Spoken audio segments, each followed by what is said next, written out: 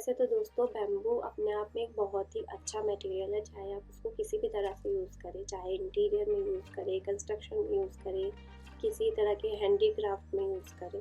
लेकिन फिर भी उसकी कुछ लिमिटेशंस है, कुछ डिसएडवांटेजेस है जो उसके साथ काम करते हुए आपको पता होना ज़रूरी है।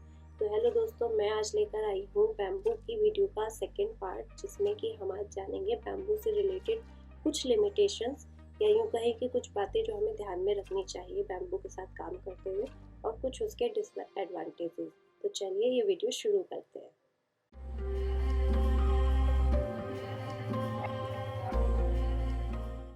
तो पहले बात करते हैं दोस्तों बैम्बू से जुड़ी कुछ सावधानियों की या कुछ लिमिटेशंस की। जो इसमें पहली लिमिटेशन है वो ये है कि आपको कभी भी अनमेच्योर बैम्बू यूज़ नहीं करना है। 4 से 6 साल उस बैम्बू की एज हो जानी चाहिए। 3 साल से कम मैच्योर बैम्बू को आपको किसी भी तरह के कंस्ट्रक्शन या इंटीरियर में यूज़ नहीं करना चाहिए। सेकंड जो इसके साथ बात ध्यान में रखने वाली ये है कि कभी भी फ्रेशली कट बैम्बू यूज़ नहीं करें किसी भी तरह के काम में, क्योंकि बैम्बू ड्राई होने के बाद श्रिंक होता है तो आपका कुछ भी बनाया हुआ स्ट्रक्चर, कोई भी फॉर्म खराब हो सकती है। थर्ड जो इसके साथ ध्यान में रखने वाली बात है वो ये है कि जब आप बैम्बू खरीदते हैं उस टाइम आपको कुछ बातों का ध्यान में रखना चाहिए, जो आपको चीज़ें देख लेनी चाहिए।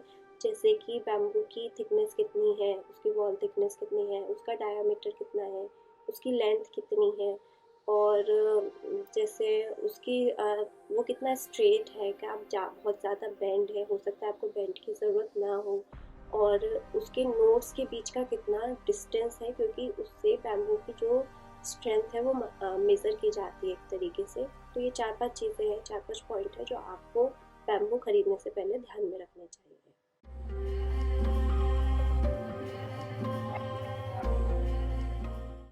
तो दोस्तों बैम्बू के साथ जुड़ी लिमिटेशंस के बारे में बात करने के बाद अब बात करते हैं इसके कुछ डिसएडवांटेजेस के बारे में। जो इसका पहला डिसएडवांटेज है वो ये है कि ये फायर रेजिस्टेंट नहीं होता है, इसको ट्रीट करना पड़ता है, अदरवाइज़ ये ड्राई होने के बाद बहुत जल्दी बर्न हो जाता है। तो आपको अगर इसको अपने इंटीरियर में या कंस्ट्रक्शन में यूज़ करना है तो वो आपको प्रॉपरली ट्रीट करना पड़ेगा, तब भी उसके साथ आपको इसके साथ कुछ सावधानियाँ रखनी पड़ेंगी। सेकंड जो इसका डिसएडवांटेज है वो ये कि एक बार कट होने के बाद बैम्बू में बहुत जल्दी इंसेक्ट लगते हैं, बैक्टीरिया लगने का बहुत इसके साथ खतरा रहता है। तो आपको उसके लिए भी ट्रीटमेंट करना पड़ता है, जो कि कई बार एक कॉस्टली अफेयर हो जाता है। लेकिन अगर आपको अपने बैम्बू को सेफ रखना है तो आपको कट करने के बाद इसको जल्द से जल्द ट्रीट करना होगा, ताकि ये बैक्टीरिया और इंसेक्ट फ्री रहे। थर्ड जो इसका डिसएडवांटेज है ये कि वो बारिश और धूप की किरणों से ख़राब होने का इसके साथ डर रहता है। इसलिए जब आप इसके साथ काम कर रहे हो तब आपको इसकी एक्स्ट्रा केयर करनी पड़ती है, और काम हो जाने के बाद भी आपको इसको प्रॉपर मेंटेन करना पड़ता है। और कोशिश ये करिए कि ज़्यादा हैवी रेनफॉल वाले एरिया में आप बैम्बू यूज़ मत करिए, क्योंकि ये वाटर रेजिस्टेंट नहीं होता है। फोर्थ जो बैम्बू के साथ डिसएडवांटेज जुड़ा है वो ये कि कुछ गार्डनर्स ने बैम्बू के साथ काम करते हुए एलर्जिक रिएक्शंस की और रैशेस की रिपोर्ट की है। तो अगर आप भी बैम्बू के साथ काम कर रहे हैं तो आप पूरे प्रिकॉशंस के साथ ही काम करें। जो इसका फिफ्थ डिसएडवांटेज है वो ये कि ये प्रॉपर सिलेंड्रिकल फॉर्म में नहीं होता है, ये थोड़ा कॉनिकल होता है, मतलब कि इसकी जो स्टेम होती है वो नीचे से चौड़ी और ऊपर जाते जाते वो थोड़ी पतली होती जाती है, तो जिसकी वजह से भी इसके साथ काम करने में थोड़ी सी कुछ दिक्कतें आपको आ सकती हैं। जो इसका नेक्स्ट डिसएडवांटेज है वो ये है कि इसका जैसे राउंड सेक्शन होता है और इसकी क्रैक होने की टेंडेंसी थोड़ी ज़्यादा होती है।